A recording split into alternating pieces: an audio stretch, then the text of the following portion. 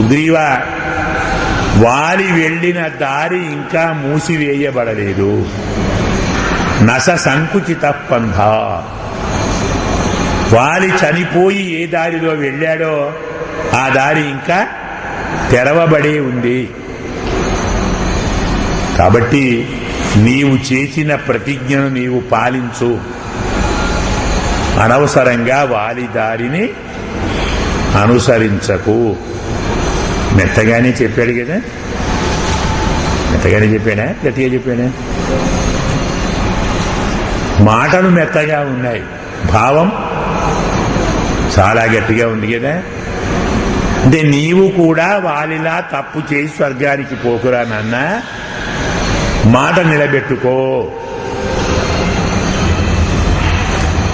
రాముడు ఇంత బాధతో కొంచెం కోపంతో మాట్లాడితే లక్ష్మణస్వామి ఎలా ఉంటాడు? అసలు లక్ష్మణస్వామి కదా, ఎవరైనా హరిశేషుడు కదా.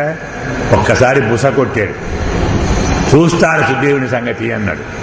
వద్దు నాన్న, ప్రశాంతంగా ఉండు, మెల్లగా వెళ్ళు, బోధించు, హెచ్చరించు, వినకుంటే అప్పుడు చూతాం. అలాగే అన్నగారు, వెళతాను. మహానుభావుడు వెళ్ళాడు. వెళ్ళినటువంటి లక్ష్మణస్వామిని చూచి ఈ మహానుభావుడు వానరులందరూ కిలకిలారావాలు చేశారు. అంటే ఈయన వచ్చాడు, మళ్ళీ ఏం చేస్తాడు అని భయపడ్డారు. భయపడి గంతులేశారు, ఆటలాడారు, పాటలు పాడారు. దాని లక్ష్మణస్వామి అపార్థం చేసుకున్నాడు. నా మీద దాడెత్తి వస్తున్నారు ఏమని ధనుష్టంకారం చేశాడు. ఆ ధనుష్టంకారానికి కిష్కింధ వణికిపోయింది. హనుమంతుడు చూచి లక్ష్మణస్వామి వచ్చాడు, చాలా కోపంగా ఉన్నాడు, కొంచెం జాగ్రత్తగా ఉండి అతన్ని ఎదుర్కొని మంచిగా 4 మాటలు మాట్లాడు అని చెప్తే సుగ్రీవుడు ధ్యాసలో లేడు. బాగా మదిరాపాన పరవశుడై ఉన్నాడు, మత్తులో. ఒక పక్క తార, మరొక పక్క రుమ. ఇద్దరిని 2 పక్కలా ఉంచుకొని రుమాంతు గాఢం పరిరభ్య వీర అంటాడు. రుమను గాఢంగా ఆలింగనం చేసుకొని ఒక చేతిలో మద్యపాత్రను పెట్టుకొని క్రీడాగృహంలో మత్తులో ఉన్నాడు. అంగదుణ్ణి పంపాడు, పోయి లక్ష్మణస్వామిని పలకరించి మాట్లాడి తీసుకొని రమ్మని. అంగదుడు వెళ్ళి, స్వామి రండి అని లోపలి దాకా తీసుకొచ్చాడు. కానీ అంతఃపురంలోకి రాకూడదు కదా, ఆడవారున్న చోటికి మగవారు వెళ్ళరు. ఆ మర్యాదతో అక్కడే ఉన్నాడు లక్ష్మణుడు. కానీ సుగ్రీవుడు వచ్చే లక్షణాలు కనపడలేదు. మళ్ళొక్కసారి ధనుష్టంకారం చేశాడు. దానితో సుగ్రీవుడు వణికాడు. అంగదుడు వెళ్ళి, స్వామి లక్ష్మణుడు కోపంగా ఉన్నాడు, భయంకరంగా ఉన్నాడు, వానరులందరూ భయపడుతున్నారు, కాస్త మీరు తెలివి తెచ్చుకొని అతనితో మాట్లాడి వానరులకు వచ్చేటువంటి కొత్త ఆపదను తొలగించండి అనేసరికి కొంచెం తేరుకున్నాడు. లక్ష్మణస్వామి కోపించాడా? నేను తప్పేం చేయలేదే, ముందే వానరుల కోసం వార్త పంపాని, వానరులందరూ వచ్చిన తర్వాత కలిసి వెళదాం అనుకున్నాను, వారు వచ్చేదాకా నేను ఇక్కడ ఉన్నాను తప్ప ఆ ప్రయత్నం మానుకోలేదే. అయినా కారణం లేకుండా మిత్రుడు కోప్పడితే ఎలాంటి మిత్రునికైనా భయం అవుతుంది, బాధ కలుగుతుంది. కోపంతో ఉన్న వారిని ఎదురుగా వెళితే మరి కాస్త కోపాన్ని పెంచిన వారం అవుతాం.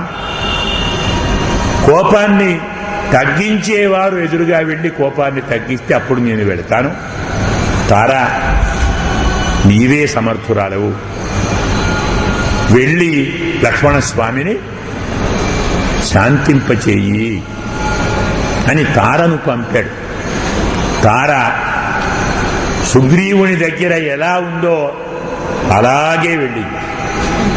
వాల్మీకి చెప్తాడు, సా ప్రస్ఖలంతి మద విహ్వలాక్షి ప్రలంబ కాంచీగుణ హేమసూత్ర సలక్షణ లక్ష్మణ సన్నిధానం జగామ తార నమితాంగ యష్టి అంటాడు.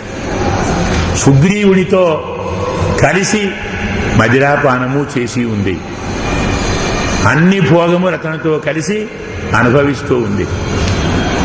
ప్రియునితో భర్తతో అనుభవించబడిన స్త్రీ ఏ గుర్తులతో ఉంటుందో ఆ గుర్తులతోనే ఉంది.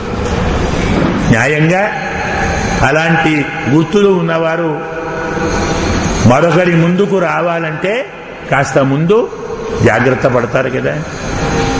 స్నానం చేసో, ముఖం కడుక్కునో, బట్టలు మార్చుకునో, శరీరాన్ని కొంచెం సవరించుకునో, ఏమీ తెలియని వారిగా ఏ గుర్తులు ఎదుటి వారికి కనపడకుండా జాగ్రత్త పడి వస్తారు. అలా వెళ్ళాలి న్యాయంగా. కానీ తార ఎలా ఉన్నదో అలాగే బయలుదేరి. ఎందుకలా వెళ్ళింది? కావాలనే వెళ్ళింది. కారణం, ఇలా చూస్తే లక్ష్మణుడు కోపం తగ్గిపోతుంది. ఎందుకు? సుగ్రీవుడు ఏ అవస్థలో ఉన్నాడో తెలుసుకుంటాడు. కామాసక్తిలో ఉన్నవాడు ధర్మాన్ని మర్చిపోవటం వింత కాదు కదా. ఇంతకాలం ఎడబాటుతో ఉన్నవాడు కొంతకాలం ఆనందించటము తప్పు కాదు కదా. అందులో రాముడు లక్ష్మణుడు అంటే వీరికి తండ్రి లాంటివాడు. తండ్రి ముందర కూతురు దాచుకోవాల్సిన అవసరం ఏమిటి? తండ్రి సంతోషిస్తాడు. తన అల్లుడు కూతురు ఆనందంగా ఉంటే చూచి నాన్న సిగ్గుపడతాడా? అసహ్యించుకుంటాడా? కోపం వస్తుందా? ఆనందంగా ఉన్నారమ్మని సంతోషిస్తాడు, ఆశీర్వదిస్తాడు. తండ్రి లాంటి వాడే కదా లక్ష్మణుడు. నీరెందుకు దాచుకోవాలి? అలాగే వచ్చింది. సా ప్రస్ఖలంతి మదవిహ్వలాక్షి, తొట్టుపడుతూ తూలుతూ వచ్చిందాడు. అంటే మద్యపానం చేసింది. మద్యపానంతో మత్తెక్కి అడుగులు తడబడుతూ ఉన్నాయి. తొట్టుబాటు పడుతూ తూలుతూ వచ్చింది. మద విహ్వలాక్షి, మదముతో కన్నులు ఎర్రబారి ఉన్నాయి, వాలిపోతున్నాయి. ప్రలంబ కాంచీగుణ హేమసూత్ర, ఒడ్డాణం జారిపోతూ ఉంది అన్నాడు. కాస్త మర్యాదగా చెప్పాడు కదా వాల్మీకి కదా, మరీ అమర్యాద చెప్పలేడు కదా. న్యాయంగా జారిపోతున్నది ఏమిటి? ఒడ్డాణమా? వస్త్రం జారిపోతుంది. వస్త్రం జారిపోతున్నదని చెప్పటం మర్యాద కాదు. కాబట్టి వస్త్రం జారిపోకుండా బంధించబడేటువంటి ఒడ్డాణం. న్యాయంగా ఒడ్డాణానికి అవసరం ఏమిటి? ఇప్పటి వాళ్ళు ఏం చేస్తున్నారు? అదేంటి, బెల్ట్ పెట్టుకుంటారు కదా. న్యాయంగా ఒడ్డాణం కూడా ఆడవారికి బెల్ట్ లాంటిది. చీర కట్టుకొని దానిపై ఒడ్డాణం పెట్టుకుంటే జారమన్నా జారదు. అందుకే మహానుభావుడు ఒడ్డాణం జారిపోయింది అన్నాడు. అర్థం, వస్త్రం కూడా జారిపోతున్నది. ప్రలంబ కాంచీగుణ హేమసూత్ర సలక్షణ లక్ష్మణ సన్నిధానం. సలక్షణ అంటే అన్ని గుర్తులతో, భర్త చేత అనుభవించబడిన గుర్తులన్నీ అలాగే పెట్టుకొని వచ్చింది. లక్ష్మణ సన్నిధానం జగామ తార నమితాంగ ఇష్టి. శరీరం అంతా వంగిపోతూ ఉంటే అలాగే బయలుదేరి వచ్చింది. చూచాడు ఆమె. అలా లక్ష్మణుడు తలకాయ ఉంచుకున్నాడు, సిగ్గుపడ్డాడు. అనవసరంగా వచ్చానేమో, సమయం కాని సమయంలో వచ్చానేమో, రాకూడని చోటుకు వచ్చానేమో అనుకున్నటువంటి లక్ష్మణుడు అలా ఉంటే, తార కిం కోపమూలం మనుజేంద్ర పుత్ర కష్టరసంత క్షత్రివాంగ్ని దేశే. రాజపుత్ర, ఏమో కోపించావనగా విన్నాను. ఎందుకు కోపం వచ్చింది? కోపానికి కారణం కనపడటం లేదే. అసలు నీ ఆజ్ఞను ఎవరు పాలించని వారు? ఎండిపోయిన వృక్షానికి నిప్పెవరు అంటూ పెడుతున్నారు? అదిగాక ఇంకేదో మాట్లాడబోయి లక్ష్మణస్వామి భూయ ప్రణయదృష్టార్థం లక్ష్మణ కిమయం కామవృత్తస్తే లుప్తధర్మార్థ సంగ్రహ. ఇంకా తప్పేమి చేశారంటున్నావా? నిన్ను చూస్తే నీ భర్త ఎంతటి కామవృత్తంతో ఉన్నాడో తెలియలేదా? ఇంకా ఆయనకు ధర్మము అర్థము తెలుసుకునే స్థితిలో ఉన్నాడా? భర్త భర్తృహితే యుక్తే నచైనం అవబుధ్యసే. భర్తకు హితాన్ని చేకూర్చాలనుకుంటున్నావు కానీ నీ భర్త ఎలా ప్రవర్తిస్తున్నాడో తెలియటం లేదా? విషయం అర్థం కాలేదా? కోపంగా అడిగాడు. స్వామి, మీకు చెప్పగల శక్తి కలదా అన్నాడు. కొద్ది రోజులు ఆలస్యం చేశాడేమో కదా, అదేనా తప్పు? ఎవడండి ఆయన? వానరుడు కదా, చపల బుద్ధి కదా. భార్యా వియోగంతో ఎలాంటి బాధ అనుభవిస్తారో నీకు మీ అన్నగారికి బాగా తెలుసు కదా. మీరు భార్యా వియోగంతో ఎలా క్షోభిస్తున్నారో ఆ క్షోభ ఆయనకు ఉంది కదా. మరి ఇంతకాలానికి ఒకరికి ఇద్దరు భార్యలు లభించారు, ఒక్కరోజు నెల రోజులు ఆలస్యం చేశాడు. అందులో వానరుడు చపల బుద్ధితో ఉన్నాడు, దానికి ఇంత కోపించారా? అయినా ఇక్కడెందుకు ఆగావయ్యా? నివడాగమన్నాడు. అచ్చలం మిత్రభావేన సతాం దారాను దర్శనం. తారంటుంది, మిత్రుడు అంతఃపురానికి హాయిగా రావచ్చు, వేరే వారు అంతఃపురం చూడకూడదు, కానీ మైత్రిక నిరోధం లేదే.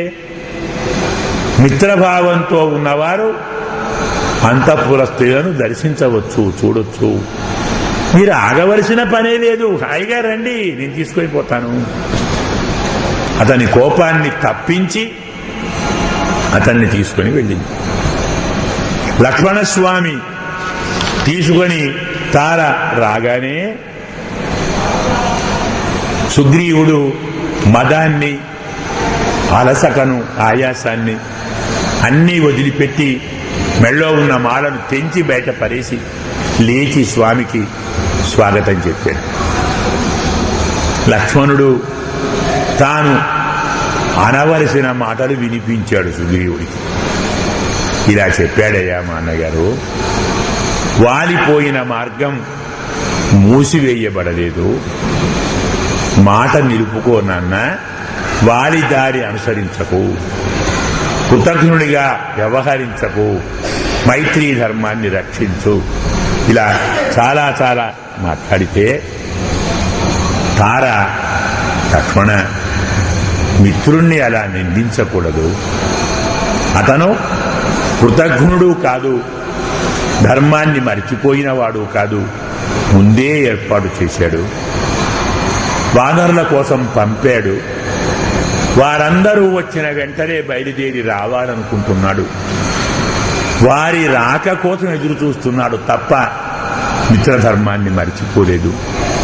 నీలాంటి మహానుభావులు ఇలా కోపానికి వశం కాకూడదు. కిష్కింధను వానర రాజ్యాన్ని అనాథగా చేసే ప్రయత్నం మానుకో. తార ప్రశాంతంగా చెప్పితే సుగ్రీవుడు 7 వృక్షాలను, పర్వతాన్ని, భూమిని ఒక్క బాణంతో కొట్టిన వానికి నాలాంటి వాణి సాయం ఎంత? నీ సాయం చెయ్యాలి, నా సాయం అవసరమా? అతను ఒక్కడే అన్ని కార్యక్రమాలు సాధించగలడు, భార్యను పొందగలడు. అలాంటి మహానుభావునికి సహాయం చేయగల అదృష్టం లభించటం నా భాగ్యం. నేను కూడా అతని కార్యక్రమంలో పాల్గొని నా జీవితాన్ని ధన్యం చేసుకుంటాను. 14 లోకాలను గెలవగల మహావీరుడు నా సాయం ఎంత? మీరు ఆలస్యమైంది అంటున్నారు కాబట్టి వానరులు వచ్చి ఉంటారు, వెంటనే బయలుదేరుదాం పద స్వామిని దర్శిద్దాం అని సుగ్రీవుడు పలికితే లక్ష్మణుడు ప్రసన్నుడయ్యాడు. సుగ్రీవ, అన్నగారి బాధను చూచి తట్టుకోలేక ఏవేవో మాట్లాడాను. అన్నగారు బాధపడుతుంటే నేను సహించలేను. సీతావియోగంతో మా రాముడు చాలా బాధపడుతున్నాడు. దాన్ని చూడలేక నీతో మాట్లాడాను, క్షమించు. స్వామి, క్షమించవలసినంత తప్పు మీరేం చేయలేదు, నేనే కొంచెం ఆలస్యం చేశాను. వానరులను తీసుకొని రమ్మని పంపినప్పుడే మీ దగ్గరికి వచ్చి అయ్యా ప్రయత్నం మొదలుపెట్టాను. వానరులంతా రాగానే మనం ముందరికి నడుద్దాం అని ఒక్క మాట చెప్పుంటే ఈ అపార్థం జరిగి ఉండేది కాదు. తప్పు నాది, మన్నించండి, అందరం బయలుదేరదాం అనుకొని వెంటనే మహానుభావుడు తన వానర సైన్యాన్ని కూడా తీసుకొని రామచంద్రుని దగ్గరికి వెళ్ళాడు. రాముని దగ్గరికి మహానుభావుడు వెళ్ళి రామునితో జరిగిన వృత్తాంతాన్ని చెప్పాడు. స్వామి, వర్ష ఋతువు పూర్తయిన వెంటనే వివిధ ప్రాంతాల్లో ఉండేటువంటి వానరులను నా వద్దకు రమ్మని కబురంపాను. వారు రావటానికి ఆలస్యం ఉంది. అందరూ వచ్చిన తర్వాత వచ్చి కలవాలనుకున్నాను. ఆలస్యానికి కారణం అదే తప్ప నా కామ ప్రవృత్తి కాదు. మీలాంటి మహానుభావులు చేసిన ఉపకారానికి ప్రత్యుపకారము చేయగల సామర్థ్యం నాకెక్కడికి.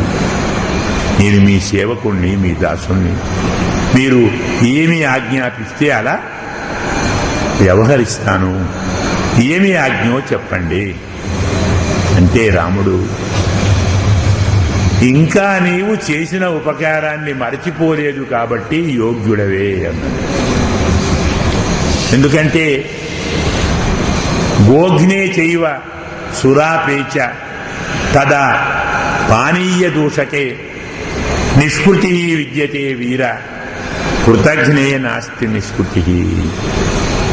ఆవును చంపిన, మద్యపానం చేసిన, తథా భగ్నవ్రతే వ్రతమును తప్పిన నిష్కృతి ప్రాయశ్చిత్తం ఉంది, కానీ కృతజ్ఞునికి ప్రాయశ్చిత్తం లేదు.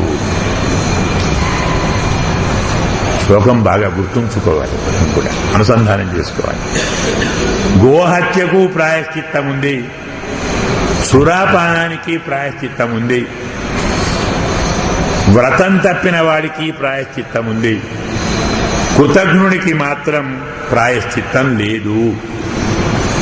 అలాంటి కృతజ్ఞత నీలో వచ్చిందేమో అని, మళ్ళీ నిన్ను శిక్షించవలసి వస్తుందేమో అని భయపడ్డాను. మిత్రుణ్ణి శిక్షించడం నాకు బాధే కదా. దైవవశంతో నీవు కృతజ్ఞుడవు, చేసిన మేలును మర్చిపోలేదు, ధర్మంగా వ్యవహరిస్తున్నావు. అన్న, సీత ఎక్కడుందో తెలుసుకో. వానరులను పంపి ఆమె జాడ తెలుసుకుంటే తరువాత కార్యక్రమం మనం మొదలు పెడదాం. ఆమెను పొందే ప్రయత్నం చేద్దాం. మొదలు నీవు ఆ పని చేయవలసింది అని రామచంద్రుడు సుగ్రీవుణ్ణి అడిగితే, మహానుభావుడు సుగ్రీవుడు వానర సమూహాన్ని పిలిచి ఒక 4 గ్రూపులు చేశాడు. ఒక గ్రూపును తూర్పు దిక్కు పొమ్మన్నాడు, మరో గ్రూపును పశ్చిమం దిక్కు పొమ్మన్నాడు, ఇంకో గ్రూపును ఉత్తర దిక్కు పొమ్మన్నాడు. ఒక్క మాటతో కాకుండా కిష్కింధ నుండి ఉదయ పర్వతం వరకు తూర్పు దిక్కులో ఏ ఏ ప్రాంతాలున్నాయో వాటి పేర్లు ఏమిటో, అక్కడెవరుంటారో, ఎలా ప్రవర్తిస్తారో, ఆ ప్రాంతాలను ఎలా ఎలా వెతకాలో, అక్కడ ఏ ఆపదలు ఎదురవుతాయో అంగుళం సక్రమంగా వర్ణించాడు. తాను ఉన్న దగ్గర నుంచి ఉదయాద్రి వరకు తూర్పు భాగమంతా ప్రతి అంగుళం ఏముందో చెప్పాడు వానరులకు. అలాగే పశ్చిమ భాగం అస్తమయగిరి వరకు ఏముందో ఆ మొత్తం చెప్పాడు. దక్షిణ భాగం వింధ్య దాని అవతల ప్రాంతం వరకు ఏమేముందో అవన్నీ చెప్పాడు. ఉత్తర భాగం మేరు వరకు ఏమేమున్నాయో ఆ ప్రాంతం అంతా చెప్పాడు. ఇలా తూర్పు, ఉత్తరం, పశ్చిమం 3 దిక్కులకు 3 గ్రూపులను పంపి దక్షిణ దిక్కుకు జాంబవంతుణ్ణి, అంగదుణ్ణి, హనుమంతుణ్ణి, నలుణ్ణి, నీలుణ్ణి, గజుణ్ణి, గవయుణ్ణి, గవాక్షుణ్ణి, సుపార్శ్వుణ్ణి 10 మందిని ముఖ్యులను చేసి, హనుమంతుడు అంగదుడు లీడర్, జాంబవంతుడు నాయకుడు, హనుమంతుడు కన్వీనర్. అంటే జాంబవంతుడు చైర్మన్ అన్నమాట, అంగదుడు ప్రెసిడెంటు, హనుమంతుడు కన్వీనర్. ఇలా గ్రూపును తయారు చేసి మీరు వెళ్ళి వెతకండి. ఇంకో మాట చెప్పాడు, ఎవరైనా సరే బయలుదేరిన నాటి నుండి 1 రోజుల్లో మళ్ళీ తిరిగి రావాలి, వచ్చి నాకు వార్త చెప్పాలి. పని అయినా కాకున్నా 1 లోపే రావాలి. ఎవరు 1 దాటారో వారికి మరణదండన. ఇది సుగ్రీవ ఆజ్ఞ. ఎవరు సీతను చూచి ఆ వార్తను తీసుకొస్తారో అలాంటి వారు నాకు లభించినంత భోగభాగ్యాలు పొందుతాడు, నా అంతటి వాడుగా గుర్తించబడతాడు. వీటిని గుర్తుంచుకొని మీరు మీ ప్రాంతాలకు వెళ్ళవలసింది అని స్వామి చాలా స్పష్టంగా చెప్పాడు. అయితే సుగ్రీవుడు 4 దిక్కుల మార్గాలను ఇంత బాగా వివరిస్తే అదంతా విన్నటువంటి మహానుభావుడు రామచంద్రుడు, ఇవన్నీ నీకెలా తెలుసయ్యా? సర్వం వై మండలం భువ కథం జానీషే. మొత్తం భూమండలం నువ్వెలా తెలుసుకున్నావు? అంతా తిరిగావా? ఎందుకు తిరిగావు అని అడిగాడు రాముడు. అయ్యా, ఇది తిరగడం కాదు, నన్ను చంపాలని, నన్ను శిక్షించాలని వారి నా వెంట పడితే అతని నుంచి తప్పించుకోవడానికి మొత్తం భూమండలం తిరిగాను. 4 దిక్కులు పారిపోయాను, నా వెంట 4 దిక్కులు వాలి వచ్చాడు, చివరికి ఇక్కడొచ్చి ఉన్నాము అన్నాడు. అదేంటి, 4 దిక్కులు నీ వెంట వచ్చినవాడు ఇక్కడికి రాలేడు? దగ్గరే ఉంది కదా కిష్కింధకు, ఇక్కడికి ఎందుకు రాలేదు అంటే ఈ ఉపాయం హనుమంతుడే చెప్పాడయ్యా నాకు. వాలి దుందుభుని సంహరించి ఆ దుందుభి శరీరాన్ని కిష్కింధ నుండి ఎత్తి విసిరి వేశాడు. వచ్చి మతంగ ఆశ్రమంలో పడింది. అలా పడుతున్నప్పుడు దుందుభి నోటి నుంచి రక్తం కారుతూ వచ్చింది. ఆ రక్తం మతంగునిపై పడింది.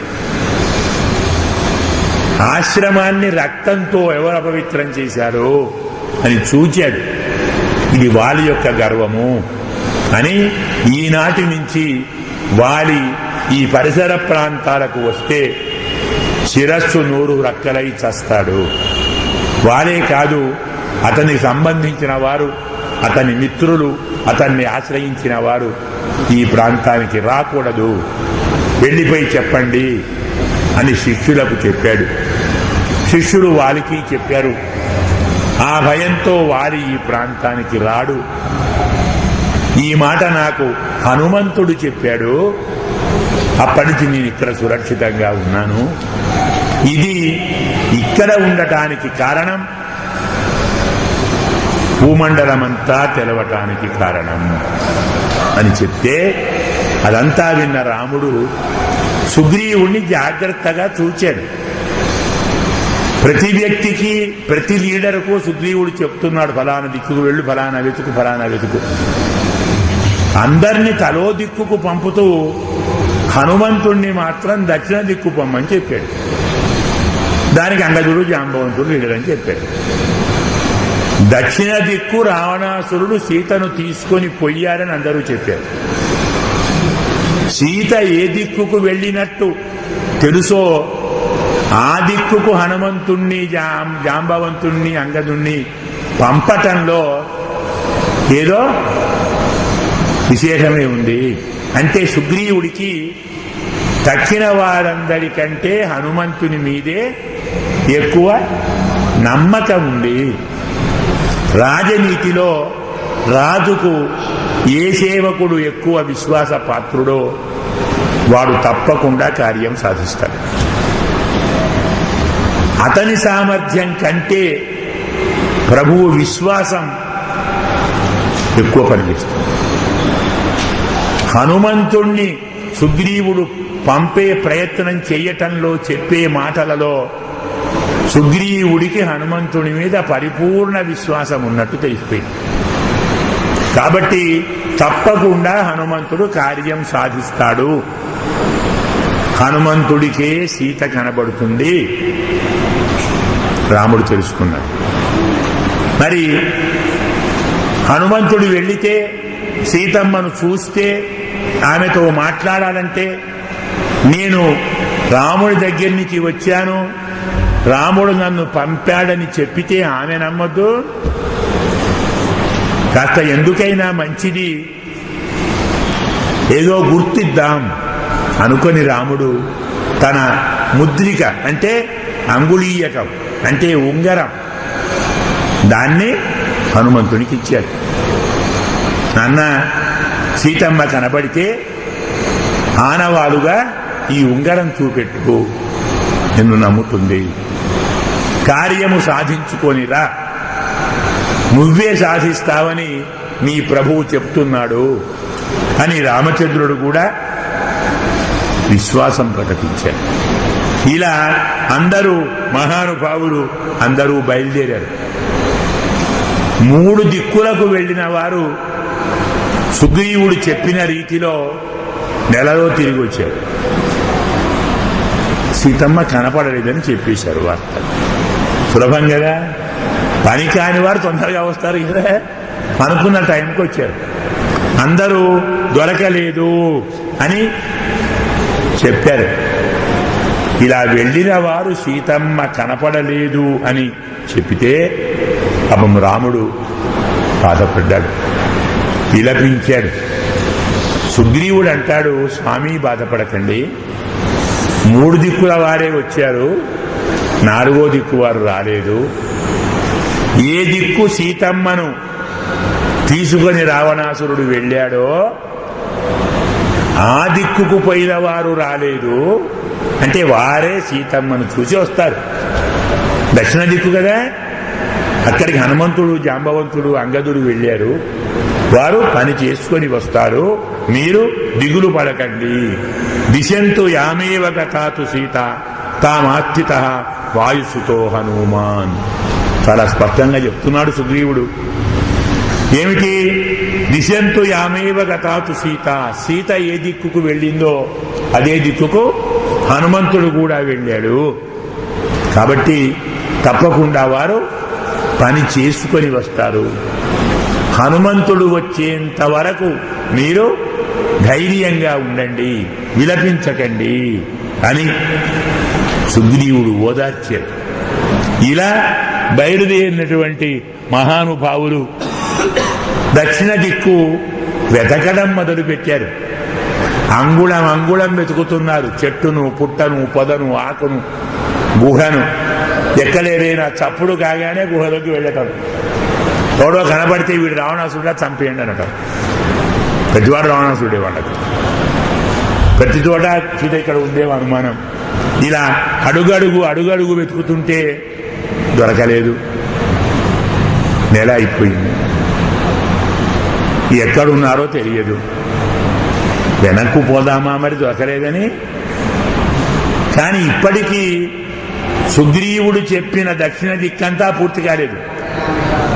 అతను సముద్రం దాకా చెప్పాడు, వింజభౌతం దాకా చెప్పాడు. మరి అక్కడి దాకా వెళ్ళొద్దా? టైం అయిపోతే అయిపోయివ్వండి, ఏమవుతుంది, పని చేసుకుందాం. సీతమ్మ లభిస్తే సమయం దాటిపోయిందని అంటాడా? శిక్షిస్తాడా? చూద్దాం పదండి అని తమలో తాము అద్భుతమైనటువంటి ఉత్సాహాన్ని నింపుకొని మళ్లీ వెతకడం మొదలుపెట్టారు. అడివంతా వెతుకుతున్నారు. కారు చీకటి, ఏమీ కనపడదు. వారు ఎలాంటి ప్రాంతానికి వెళ్ళారంటే ఒక్క చుక్క నీళ్లు లేవు, ఓ చెట్టు లేదు, ఓ పండు లేదు, ఓ ఆకు లేదు, ఓ అలము లేదు, దారి లేదు. ఆకలి అవుతున్నది, దప్పి అవుతుంది, అలసట వచ్చేసింది. వెనక్కు వెళదామన్నా శక్తి లేదు. ఏం చేస్తారు? అందరూ కూర్చొని ఏం చేతాం అని విలపిస్తూ ఉన్నారు. ఇంతలో హనుమంతుడు ఒక్కసారి ఆ ప్రాంతాన్ని చూచాడు. ఎక్కడికి వచ్చాం మనం? ఇక్కడ ఏమైనా మనకు దొరుకుతాయా అని చూస్తే దూరంగా ఒక గుహ నుండి తడిసిన రెక్కలతో పక్షులు బయటకు వస్తున్నాయి. పక్షులు వస్తున్నాయి బయటికి, వాటి రెక్కలు తడిసి ఉన్నాయి. అంటే అర్థమేమిటి? ఆ లోపల నీరుందన్నమాట. నీరుందు అంటే చెట్లు ఉంటాయి కదా, అంతే కదా. చెట్లు ఉంటే పండ్లు ఉంటాయి. వెళదామా?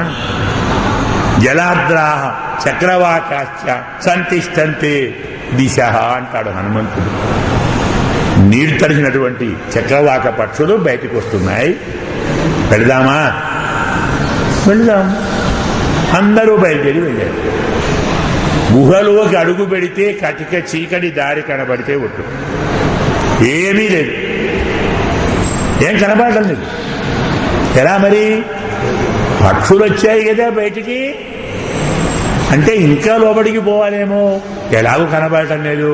ఇక బాధే ఉంది. ఒకరి చేతులు ఒకరు మహానుభావులు పట్టుకొని లోపలికి వెళ్ళారు. కొంత దూరం వెళ్ళేసరికి అద్భుతమైనటువంటి ప్రకాశం కనపడింది. అన్ని రత్నాలు, వజ్రాలు, ముత్యాలు, మణులు, మాణిక్యాలు, చక్కని తోటలు, కమ్మని పండ్లు, చక్కని జలాశయాలు అద్భుతంగా ఉన్నాయి.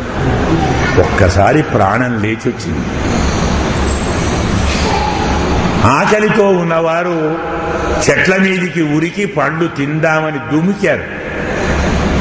అంగదుడు, వద్దు, ఇది ఏమిటో తెలియదు, మనం ఎక్కడున్నామో తెలియదు, కొంపదీసి ఇది రాక్షస ఆవాసం అయ్యుంటే, రాక్షస మాయ అయ్యుంటే, ఈ పండ్లన్నీ విషం నింపబడిన పండ్లయితే తిన్న మనం ఏమవుతాం? కాబట్టి తొందరపడకండి. అసలు ఈ ప్రాంతం ఏమిటి?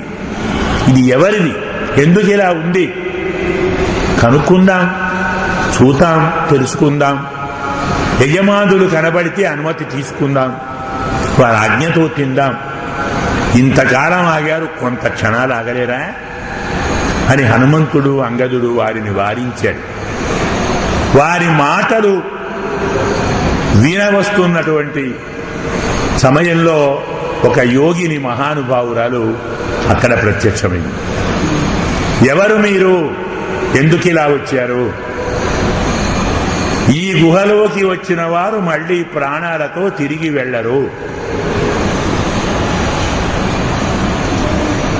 నిజం చెప్పండి అంటే హనుమంతుడమ్మ, మేము రామచంద్రుని కార్యంతో ఇక్కడికి వచ్చాము.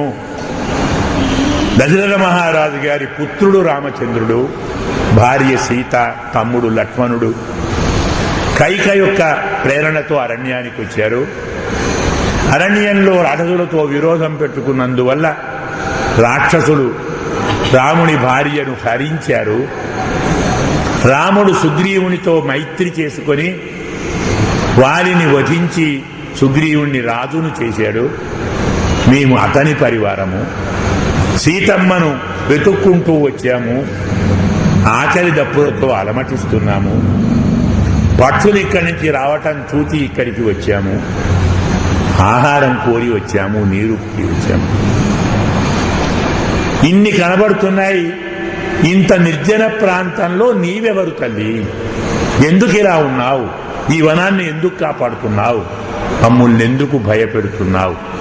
దయచేసి వాస్తవాన్ని, సత్యాన్ని మాకు తెలుపవలసింది అని ప్రార్థిస్తే, ఓహో రాముని దూతలా మీరు? రాముని పని అంటే నా పనే, నేను కూడా చేసేదాన్ని, చేస్తాను. కానీ నా పేరు స్వయం ప్రభ అంటారు. నా మిత్రురాలు హేమ అనేటువంటి ఒక గంధర్వ కన్య, అప్సర కన్య. ఆమె ప్రియుడు ఒక మహానుభావుడు. హేమయందు ఆసక్తి ఉండటాన్ని చూచి ఇంద్రుడు హేమ ప్రియుణ్ణి వధించాడు. ఆమె అక్కడి నుంచి వెళ్ళిపోయింది.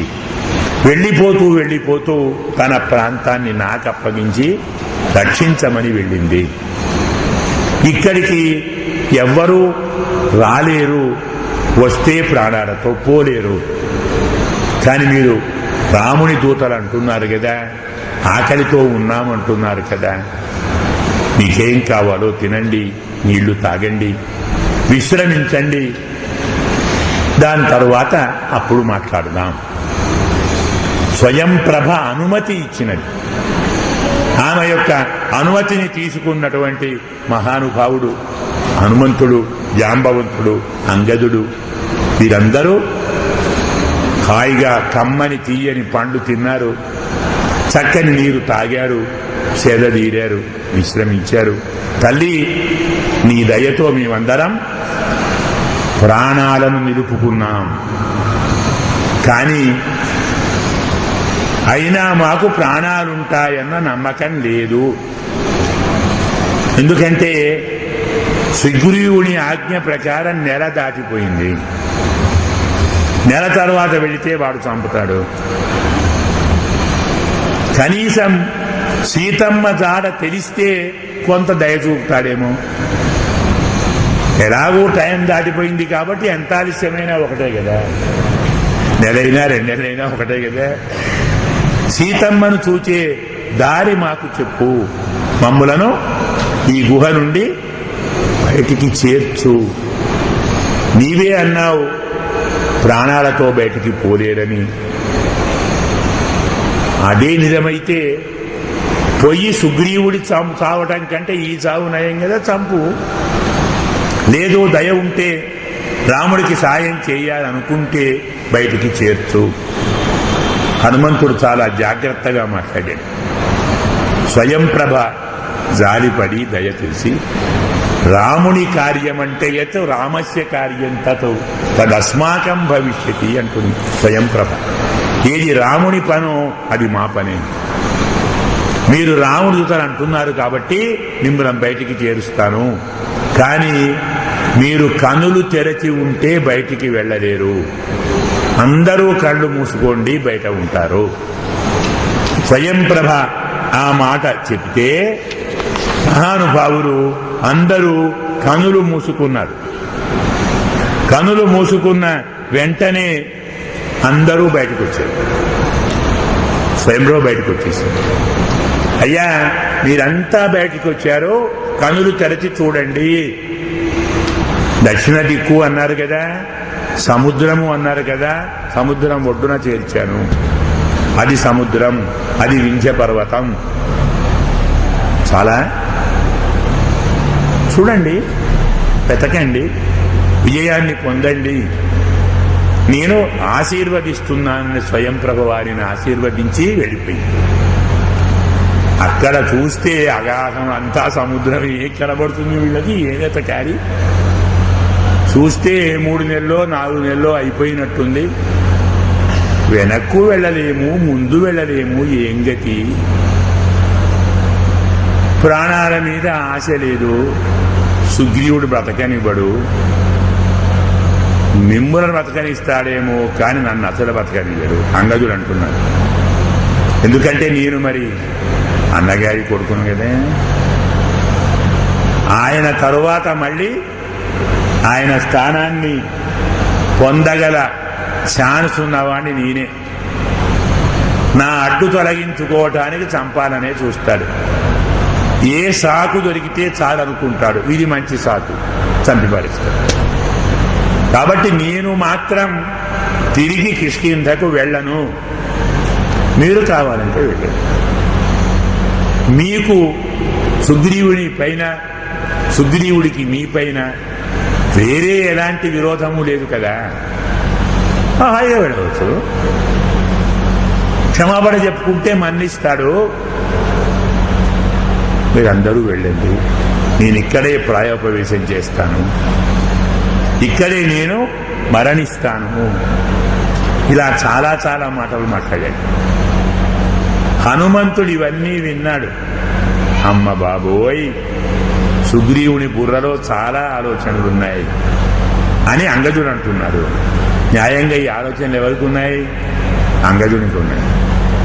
తాను యువరాజు కదా కదా నెక్స్ట్ తానే రాజు కావాలి. తాను రాజు కావాలంటే వీరందరి బలం తనకుండాలి కదా. సపోర్ట్ కావద్దా? వీరందరి సపోర్టు సంపాదించటానికి ఈ మాటలు మాట్లాడుతున్నాను. సుగ్రీవుని నుండి వీరిని దూరం చేసి తన వైపు తిప్పుకుంటే, అందరూ తన లీడర్గా ఎన్నుకుంటే వాడిని దింపేది. అంగదుడు భేద నీతి ఉపయోగించాడు. హనుమంతుడు గుర్తించాడు, ప్రమాదకరుడు వీడు, కొంచెం జాగ్రత్తగా ముందే మనం ఇతన్ని అరికట్టాలి అని. నాన్న, సుగ్రీవుడు నువ్వనుకున్న దుర్మార్గుడు కాదు, కృతజ్ఞుడు, ఆడిన మాట తప్పేవాడు కాదు. ఇవి కాదు కాబట్టే నిన్ను యువరాజుగా చేశాడు. లేకుంటే ఆనాడే పొమ్మనేవాడు కదా. ఎందుకు యువరాజుగా చేశాడు? ఇంతకాలం నిన్ను యువరాజుగా చేసినప్పుడు మరి ధర్మాన్ని అనుసరించినట్టే కదా. అది కాక ఇక్కడ దాక్కుందామంటున్నావు, వింధ్యపర్వత గుహలో దాక్కుందామంటున్నావు, సముద్రం లోపల దాక్కుందామంటున్నావు. ఇవన్నీ రామలక్ష్మణులకు పెద్ద అడ్డు కాదు. లక్ష్మణస్వామి ఒక్క బాణం ప్రయోగిస్తే మొత్తం వింధ్య పర్వతం కూలిపోయి ముక్కలు ముక్కలు రాలిపోతుంది. నీ ప్రాణాలను ఏ పర్వతము కాపాడలేదు. కాపాడగలిగేవాడు రాముడు, లక్ష్మణుడు. వారిద్దరూ కాపాడాలంటే నీవు సుగ్రీవునితో మైత్రితోటే ఉండాలి. సుగ్రీవునితో భేదభావంతో ఉంటే వారికి పట్టిన గతే నీకు పడుతుంది. అనుమానించకు, చిన్నాన్న ధర్మాత్ముడే. అంగదుడు అంటాడు, అన్నగారి భార్యను ధర్మశాస్త్రం ప్రకారం తల్లి లాంటి దాన్ని భార్యగా స్వీకరించిన వానికి ధర్మం మీద ఆలోచన ఉంటుందా? నన్నెలా నమ్మమంటావయ్యా ఆ మాటలు? నేను మాత్రం రాను, ఇక్కడే ఉంటాను. కావాలంటే ప్రాణప్రవేశం చేస్తాను అనేసరికి అందరూ ఏడ్చారు. అయ్యో, అంగదునికి ఇంత గతి పట్టిందా? యువరాజా, నీవు రానంటే మేము కూడా పోం. అయితే అందరము కలిసి ఇక్కడే ప్రాయోపవేశం చేద్దాం, ఇక్కడే మరణిద్దాం. అక్కడికి వెళ్లి సుగ్రీవుడితో వధించబడేదానికంటే మనకు మనముగా ప్రాయోపవేశం చేసి ఇక్కడే మరణిద్దాం. అందరూ నిశ్చయానికి వచ్చారు. అంగదుడు అంటాడు, ఏం కర్మో ఇది, రాముని గ్రహచారమే బాగలేదు, ఆయన అదృష్టమే బాగలేదు. రాముడికి సాయం చేయాలనుకున్న ప్రతివాడికి కష్టాలే వస్తున్నాయి కదా. ఉదాహరణకు పాపం జటాయువు సీతను కాపాడాలి అనుకుంటే వధించబడ్డాడు. సీతను వెతకాలి అనుకుంటే మనం చేస్తున్నాం. రాముడికి ఆచారమే బాగలేదు, ఆయన కర్మ ఏం చేస్తాం, పాపం జటాయువు చచ్చాడు, మనం చావబోతున్నాం, ఇంకేం కాబోతుందో. అంగదుడు జాంబవంతుడు జరిగిన వృత్తాంతాన్ని విలపించారు. వారి మాటల్లో అనుకోకుండా జటాయువు పేరు 4-5 సార్లు పలకబడింది. వారి అదృష్టం బాగా ఉండి ఆ పర్వతం మీదే జటాయువు అన్నగారు సంపాతి ఉన్నాడు. అతని ఈ మాటలు విన్నాడు. ఇంతకాలానికి నా తమ్ముడి పేరు జటాయువు అని ఎవరు పలుకుతున్నారో, మీరంతా ఎవరు, ఎందుకు ఇక్కడికి వచ్చారు అని అడిగారు. ఒక్కసారి అందరూ తల ఎత్తి చూశారు. చూస్తే ఓ పర్వతంలా ఉన్నాడు, మహాభయంకరంగా ఉన్నాడు. మన పని అయిపోయింది, ప్రాయోపవేశంతో పనేం లేదు, ఈ పక్షి రోజు ఒకరిని తినేస్తుంది, మన సంకల్పం పూర్తి అవుతుంది, ఏ కష్టం లేదు, వీడు రాక్షసుడై ఉంటాడు. అది విని, అయ్యో నాన్న నేను రాక్షసుడిని కాదయ్యా, జటాయువుకు అన్నను, సంపాతిని, నా తమ్ముడి పేరు ఇంతకాలానికి చెప్పారు, వాడెలా మరణించాడు, ఎక్కడ మరణించాడు, ఎందుకు మరణించాడు, ఎలాగైనా కానీ తమ్ముడు మరణించాడన్న వార్త విన్నాం కదా, వెంటనే మరణించిన వారికి తర్పణం విడవాలి, నాకు రెక్కలు లేవు, నేను దిగలేను, నన్ను కాస్త పర్వతం నుంచి దింపండి, సముద్రం దగ్గర చేర్చండి, మా తమ్ముడికి తర్పణం విడుస్తాను, తర్వాత మనం కావాలంటే మాట్లాడుకుందాం. దీనంగా బతిలాడాడు. వానరులు అన్నారు, దింపితే తర్పణం ఇస్తాడా, మనల్ని మింగుతాడా, ఏం చేస్తాడు, అయినా భయం ఎందుకు, ఎలాగో చావాలనుకున్నాం కదా, అలా చస్తేం ఇలా చస్తేం, దింపుదాం, సహాయం అడిగాడు కదా. అందరూ కలిసి, అంగదుడు కలిసి వారిని దింపాడు. దింపిన వెంటనే ఈ మహానుభావుడు తర్పణం విడిచి, చెప్పండి మీరెవరు అన్నాడు. మేము సుగ్రీవుని మంత్రులము, సేవకులము. సుగ్రీవుడు రామచంద్రునికి మిత్రుడు, రామచంద్రుడు దశరథుని కుమారుడు. కారణాంతరాల వల్ల వారు అరణ్యానికి వచ్చారు, రాక్షసులతో విరోధం పెట్టుకున్నారు. రావణుడు సీతను హరించుకొని వెళ్ళాడు. ఆమెను వెతుక్కుంటూ రామచంద్రుడు కిష్కింధకు వచ్చాడు. సుగ్రీవుడితో స్నేహాన్ని చేశాడు. ఒక్క బాణంతో వారిని చంపి సుగ్రీవుడిని రాజును చేశాడు. సుగ్రీవుడు సీతమ్మను వెతకమని మమ్ములందరినీ పంపాడు. మేము బయలుదేరి చాలా రోజులైంది. సుగ్రీవుడు నెల దాటితే మరణదండనని చెప్పాడు. మాకు 3-4 నెలలు గడిచిపోయాయి. ఎలాగూ చావటం తప్పదు. సముద్రం ఒడ్డుకొచ్చాం, ప్రాయోపవేశం చేద్దామనుకుంటున్నాం. ఇంతలో మీరు కలిశారు. రావణాసురుడు సీతను హరించినప్పుడు రక్షించాలని అడ్డుపడిన జటాయువును రావణాసురుడు వధించాడు.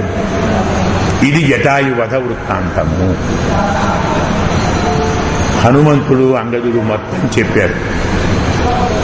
మీరు రామచంద్రుని సేవకులా, సుగ్రీవుని మంత్రులా? చెప్పరేమయ్యా, నేను మీకోసమే ఉన్నాను ఇక్కడ. నువ్వు మా కోసం ఉండటం ఏంటి నాయన, అంటే తినటానికేనా? కాదు కాదు, సంపాతి, నా పేరు సంపాతి, నేను జటాయువుకు అన్నను.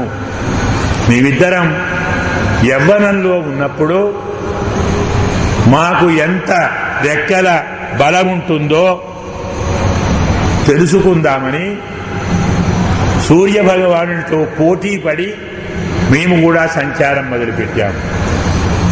చాలా ఎత్తు ఎగిరాం. సూర్య భగవానుడికి చాలా దగ్గరికి వెళ్ళాం. తమ్ముడు చిన్నవాడు కాబట్టి వేగంగా ముందరికి వెళ్ళాడు.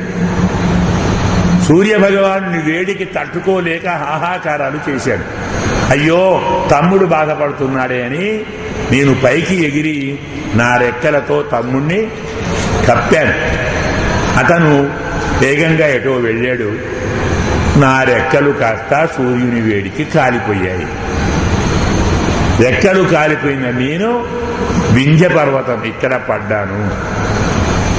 కదలలేను, మెదలలేను. ఈ రెక్కలు లేని బతుకు నాకెందుకు కదా? కాబట్టి నన్ను నేను ఆత్మహత్య చేసుకుందామనుకున్నాను. కానీ ఈ దగ్గరలో ఒక మహర్షి ఉన్నాడు, మహానుభావుడు. ఒక్కసారి ఆయనకు నా విషయాన్ని చెప్పి అనుగ్రహాన్ని కోరుతాను అని వెళ్ళాడు. ఆ ఋషి పేరు నిశాకరుడు, మహానుభావుడు. వెళ్ళి ఎదురు చూచాను. అతను వచ్చి ఏమిటయ్యా ఇలా అయ్యావు, రెక్కలెందుకు ఇలా అయ్యాయి అంటే జరిగిన దాన్ని చెప్పాను. రెక్కలు కాలిపోయాయి, ఇక్కడున్నాను, మీరు దయచూపి నా రెక్కలు నాకు మళ్ళీ ఇప్పించండి, నేను బతుకుతాను అంటే నేను ఇప్పించగలను కానీ ఇప్పించను. అదేమిటి స్వామి అంటే నీవు వింధ్య పర్వతం మీదనే ఉండు. కొన్నాళ్ల తర్వాత రామదూతలు, సుగ్రీవుని మంత్రులు, వానరులు సీతను వెతుక్కుంటూ ఇక్కడికి వస్తారు. వారికి నీవు సీత జాడను చెప్పు. సీత జాడను చెప్పిన వెంటనే నీకు రెక్కలు వస్తాయి. వారు సీతను వెతుకుతారు. నీకు ఇప్పుడే రెక్కలిస్తే నీవిక్కడ ఉండవు, వారికి సాయం చెయ్యవు. రామునికి సేవ చెయ్యటానికి కొంతకాలం రెక్కలు లేకుండా ఇలాగే ఉండు అని నిశాకరుడు చెప్పాడు. ఆ మహర్షి ఆజ్ఞతోటి ఎప్పుడు మీరు వస్తారా అని ఎదురు చూస్తూ ఉన్నాను.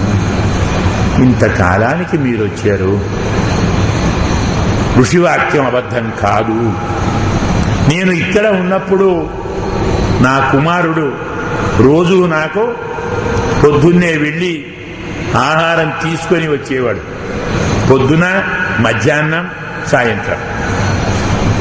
ఇలా ఒకనాడు ఆహారం తీసుకురావటానికి వెళ్ళి ఆహారం లేకుండా ఆలస్యంగా వెనక్కు మళ్ళీ వచ్చాడు. ఎందుకు ఆహారం తేలేదయా అని అడిగితే ఎవరో ఒక రాక్షసుడు ఒక స్త్రీని తీసుకొని వెళుతున్నాడు. అతను రాక్షస రాజట. అతను వెళ్లే దారిలో ఎవరు అడ్డు రాకూడదట. అడ్డు వెళ్లిన వారు వధించబడతారట. అందరినీ ఆపేశాడు. నేను కూడా ఆగాను అని మా అబ్బాయి చెప్పాడు. బహుశా ఆమె సీతేమో, అతనే రాక్షసుడేమో, రావణాసురుడేమో అనుకున్నాను.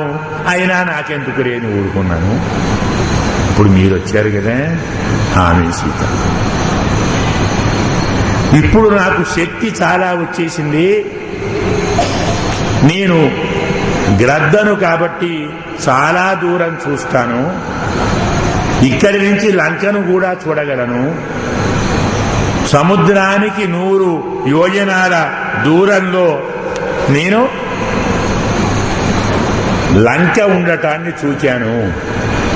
అదే రావణాసురుని రాజధాని. రావణాసురుడు సీతమ్మను అక్కడే బంధించాడు. అశోకవనంలో ఆమె బంధించబడి ఉంది. ఇక్కడి నుంచి నాకు కనబడుతుంది, నేను చూశాను. మీలో శక్తి ఉన్నటువంటి మహానుభావులు సముద్రం దాటి లంకకు వెళితే సీతమ్మ మీకు లభిస్తుంది. చాలా స్పష్టంగా చెప్పాడు సంపాతి. ఇలా సీతమ్మ జాడ చెప్పిన వెంటనే సంపాతికి రెక్కలు వచ్చాయి. సంపాతి పక్ష సంప్రాప్తి అంటారు దీన్ని. జటాయువు మోక్షం కంటే గొప్ప సంఘటన ఇది. జటాయువుకు రాముడికి సాయం చేస్తేనే మోక్షం వచ్చింది. సంపాతికి రాముడికి సాయం చేస్తేనే రెక్కలు వచ్చాయి. పక్షులకే ఇంత మేలు జరిగితే మానవులకు జరగవా? రెక్కలు వచ్చిన సంపాతి నాకు రెక్కలు వచ్చేశాయి. యవ్వనే వర్తమానస్య మమాసీత్ యాగతి పురా శైవ అద్య సంప్రాప్తోహం అంటాడు సంపాతి. యవ్వనంలో ఉన్నప్పుడు నాకు ఎంత శక్తి ఉందో మళ్ళీ ఇప్పుడు అంత శక్తి నాకు వచ్చింది. రాముని అనుగ్రహంతో, మీ అందరి అనుగ్రహంతో నాకు అంతటి శక్తి లభించినది. సీతమ్మను వెతకండి, లంకలో ఉంది, చూచి రామునికి చెప్పండి, స్వస్తి ఓస్తు మీకు శుభమవుగాక, నేను బయలుదేరి వెళతాను అన్నాడు. వెళతాను అన్నాడే తప్ప నాకు రెక్కలొచ్చాయి కాబట్టి నిన్ను నేను తీసుకొని వెళతాను లంకకు అనలేదు. గమనించండి, సీతమ్మ జాడ చెబితేనే రెక్కలొస్తే అక్కడికి పోతే మంచి మేలు జరగదా? ఇంకా బాగా జరగవచ్చు కదా? ఆలోచించాడా? ఎందుకు చేయలేదు? మనమందరము ఆ జాతి వాళ్ళని. అంటే ఏమిటి? అవసరం తీరిన తర్వాత వారెవరో మనెవరో చదువు. ఎందుకు చెప్పాడు సంపాతి సీతమ్మ జాడ? చెబితేనే రెక్కలు వస్తాయి కాబట్టి చెప్పాడు, రెక్కలు వచ్చాయి. తర్వాత ఇంకేం పని? ఈ వృత్తాంతాన్ని మనకు గీతలో ఆర్త జిజ్ఞాసు అర్థార్థి జ్ఞానీచ భరతర్షభ చతుర్విధా భజంతే మాం జనా సుకృతినోర్జున. నన్ను భగవంతుడు చెప్తున్నాడు, స్వామి నన్ను 4 రకాల వారు సేవిస్తారు, భజిస్తారు. మొదటివాడు ఆర్తుడు, అంటే బాధపడుతున్నవాడు. రెండోవాడు జిజ్ఞాసు, అంటే తెలుసుకోవాలి అనుకునేవాడు. మూడోవాడు అర్థార్థి, ప్రయోజనాన్ని కోరేవాడు. 4వవాడు జ్ఞాని. ఈ 4 నన్ను సేవిస్తారు. ఈ 4లో జ్ఞాని అంటే నాకు ఇష్టము అన్నాడు. ఇప్పుడు సంపాతి ఎలాంటి వాడు? అర్థార్థి కదా, ప్రయోజనాన్ని ఆశించినవాడు. అంటే ఏ ప్రయోజనం కోరి స్వామిని సేవిస్తాడో ఆ ప్రయోజనం నెరవేరితే ఆయన మర్చిపోతాడు. దేవాలయానికి వెళ్ళి దండం పెడతాం, మా అమ్మాయికి సంబంధం కుదిరితే నీ కొబ్బరికాయ కొడతాము అని. పొరపాట కుదరలేదు, కొబ్బరికాయ బంధు, గుడి బంధు. సంబంధం కుదిరింది, వెళ్ళి కొబ్బరికాయ కొడతాం, తెల్లారించి గుడి బంధు. పని అయిపోయింది, ఇంకా ఆయనతో మనకేం పని? మనమంతా ఆ జాతి, సంపాతి జాతి. అందుకే సంపాతి సీతమ్మ జాడ చెప్పాడు తప్ప తాను అక్కడికి వెళ్ళేటువంటి ప్రయత్నం చెయ్యలేదు. సంపాతి వెళ్ళిపోయాడు. వానరులందరికీ ఇంతకాలానికి సీతమ్మ ఎక్కడుందో తెలిసింది కదా. ఇప్పుడు ఇంకో సమస్య వచ్చింది. సముద్రం అవతల ఉంది, లంక ఎక్కడుంది?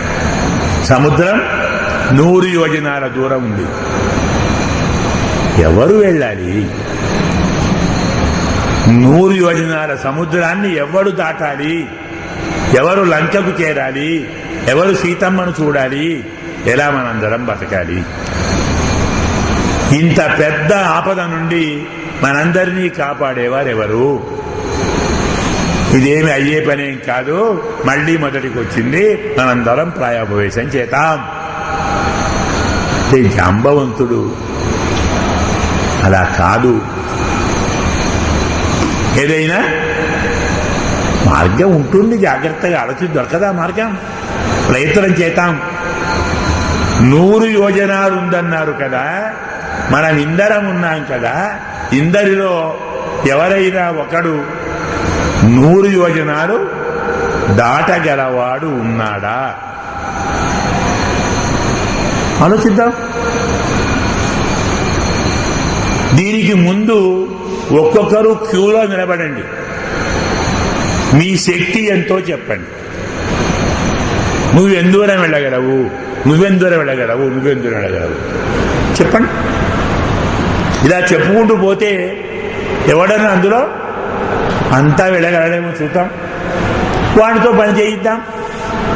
ఏదో బాగానే ఉంది. వరుస పెట్టారు, నాయనా నువ్వెంత? నేను 10 యోజనాలు పెడతానండి. నువ్వెంత? నేను 20, ఇంకొక ఆయన 30, ఇంకొక ఆయన 40, 50, 60, 70, 80. జాంబవంతుడు నేను 90 అన్నాడు. నేను 90 వెళ్ళగలను. అయితే నా శక్తి ఇంతే కాదు.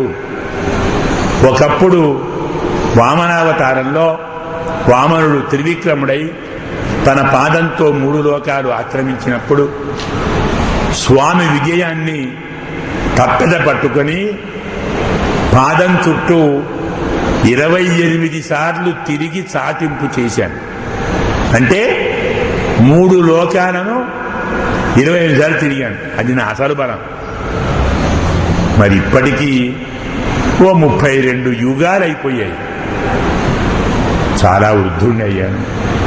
అయినా 90 వెళ్ళగలను. దాంతో పని కాదు కదా. నాయనా నువ్వెంత వెళ్ళగలవు అని అంగదుడిని అడిగాడు. అంగదుడు నేను 100 వెళ్ళగలను అన్నాడు. పని అయిపోయింది. అయ్యా కాదు, మళ్ళీ రాగలనా లేదా అని డౌట్ అన్నాడు. లాభం పోయి అక్కడి దాకా వెళితే లాభం, వెళ్ళి మరి రావద్దా? వెళ్ళి రాలేకుంటే వెళ్ళకున్నా వెళ్ళినా ఒకటే కదా.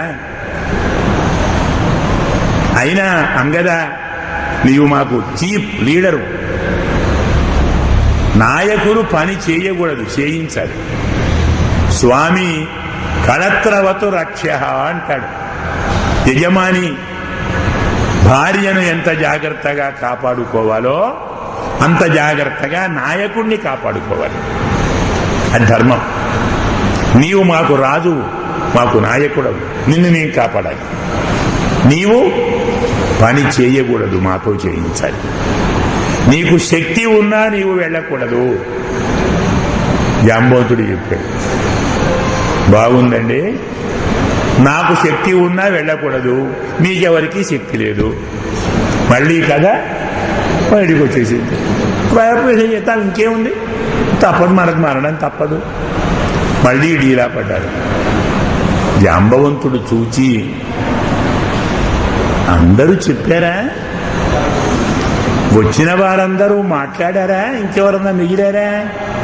కొంచెం ఆగండి, చూద్దాము, ఒకసారి అర్థం చేసుకుందాము, ఒక్కొక్కరు ముందరికి రండి.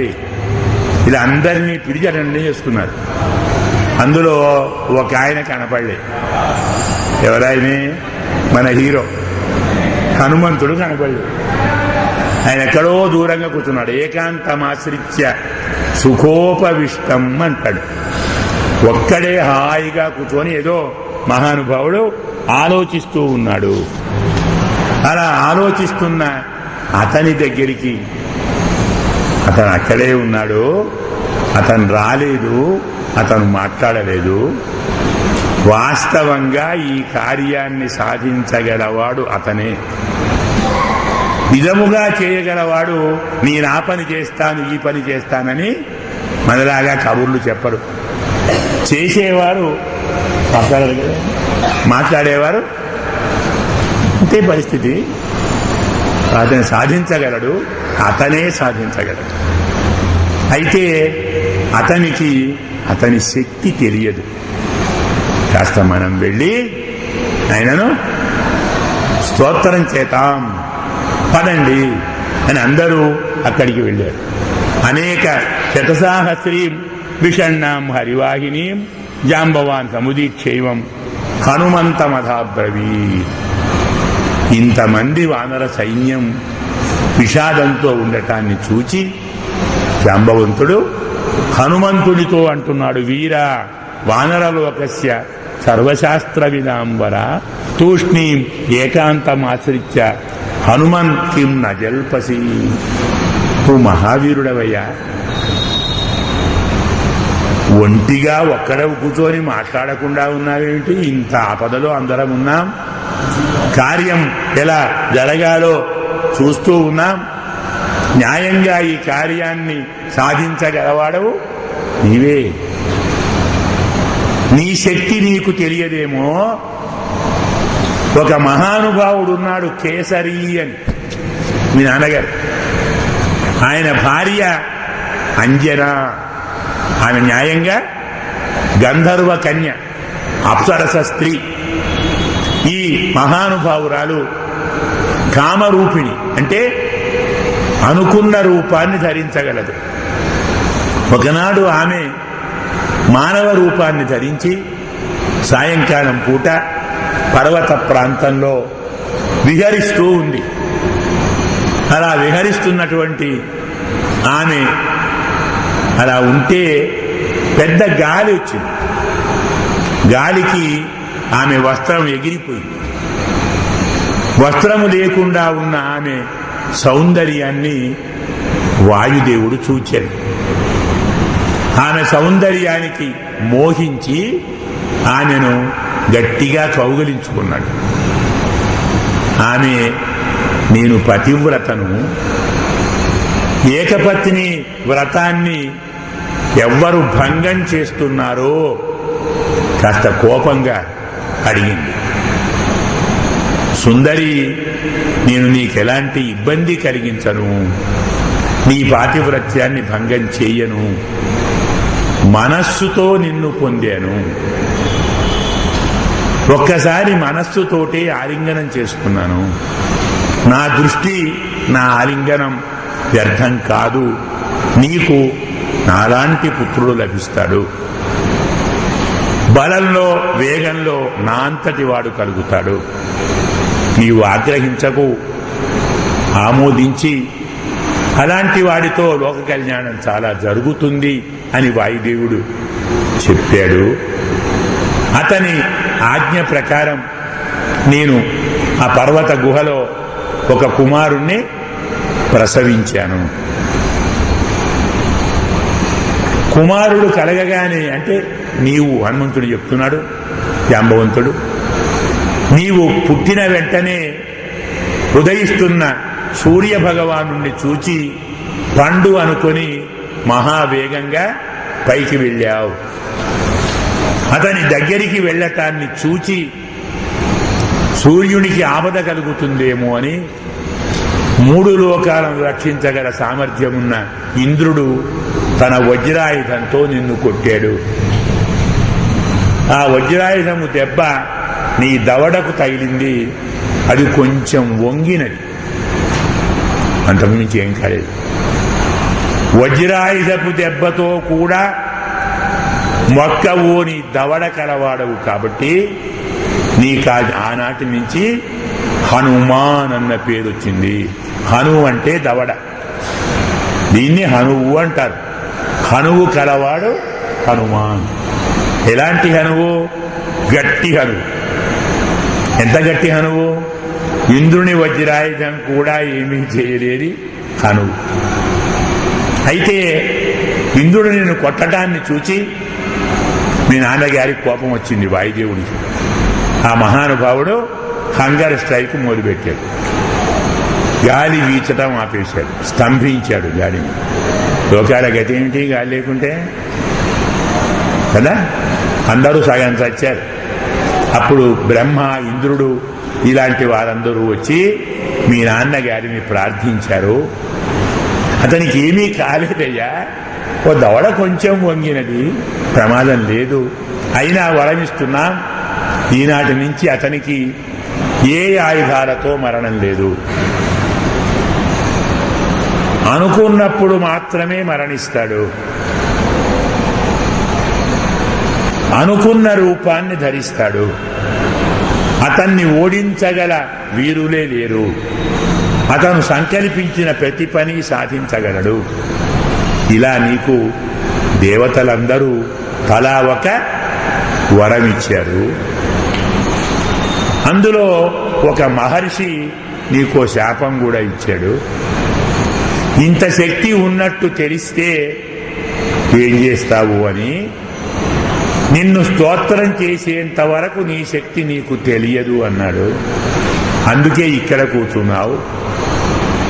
అప్పుడు చెప్పాం కదా, నీ ఒక్కడవే సమర్థుడవు, నీవు సముద్రాన్ని దాటగలవు, లంకకు వెళ్ళగలవు, సీతమ్మను చూచి మళ్ళీ రాగలవు, రాముడి చింతను తొలగించగలవు, మా అందరి ప్రాణాలు నిలబెట్టగలవు అని చెప్పితే అదంతా విన్నటువంటి హనుమంతుడు తతః కపీనాం వృషభేణ చోదిత ప్రతీత వేగ పవనాత్మజ కపి ప్రహర్షయంస్తాం హరివీర వాహినీం చకార రూపం మహదాత్మనస్తదా. వారందరికీ ఆనందాన్ని కలిగించటానికి హనుమంతుడు తన రూపాన్ని పెంచాడు. ఒక్కసారి విశ్వరూపంలాగా శరీరాన్ని పెంచాడు.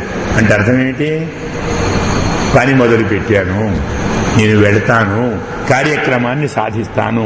తందృష్ట్వా జృంభమాణంతే క్రమితుం శతయోజనం వేగేన ఆపూర్యమాణంచ సహసా వానరోత్తమం. శరీరాన్ని పెంచాడు. సముద్రాన్ని నేను దాటుతాను, సీతమ్మను చూస్తాను, తీసుకొని వస్తాను, వారందరికీ మాట ఇచ్చాడు. ఇలా పెరుగుతున్నటువంటి ఆ మహానుభావుణ్ణి చూచి వానరులందరూ అద్భుతంగా స్తోత్రం చేశారు. ఈ మహానుభావుణ్ణి, అతని బలాన్ని, అతని శక్తిని, ఆ మహానుభావుని యొక్క రూపాన్ని ఇవన్నీ స్తోత్రం చేసి నీవు సాధించవయ్యా అంటే వారందరి మాటలు విన్న హనుమంతుడు ఆరురోహ నగశ్రేష్టం మహేంద్రం హరిమర్దన. సముద్రము తీరంలో ఒక పెద్ద పర్వతం ఉంది, దాన్ని మహేంద్రగిరి అంటారు. మరి సముద్రాన్ని దాటాలంటే కాస్త ఎత్తు ఎక్కాలి కదా, ఎత్తు ఈ పర్వతం. ఈ పర్వతాన్ని అధిరోహించాడు. అది నానా వృక్షాలతో, నానా పుష్పాలతో, నానా ఫలములతో రకరకములుగా శోభను ప్రకాశింపచేస్తూ ఉంది. అలాంటి ఉత్తమ పర్వతాన్ని అధిరోహించి సవేగవాన్ వేగ సమాహితాత్మ హరిప్రవీర పరవీరహంత మనస్సమాధాయ మహానుభావ జగామ లంకాం మనస మనస్వీ అంటాడు. సవేగవాన్ వేగ సమాహితాత్మ. హనుమంతుడు చాలా వేగం కలవాడు. తన మనస్సును వేగంలోనే ఉంచాడు. శత్రువీరులను సంహరించేటువంటి హనుమంతుడు లంకను చేరాలి అని మనస్సులో తలిచాడు.